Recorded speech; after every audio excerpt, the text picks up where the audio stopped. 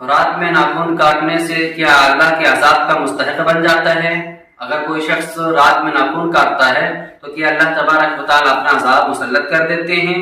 کیا رات میں ناخن کاٹنے سے بلائیں مصیبتیں آتی ہیں؟ کیا رات میں ناخن کاٹنا ناجائز ہے، خراب ہے، باطل ہے، بیکار ہے، کیا ہے؟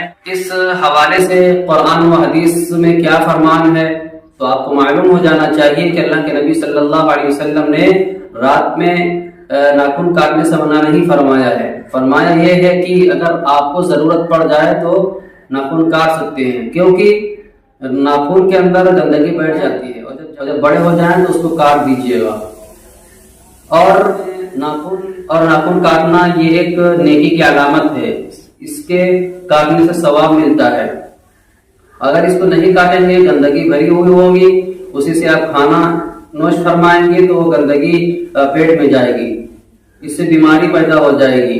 تو ناخن جب بڑے ہو جائیں، کاٹنے کی ضرورت ہو جائے تو اس کو کاٹ لینا چاہیے، چاہے وہ دن میں ہو چاہے رات میں ہو۔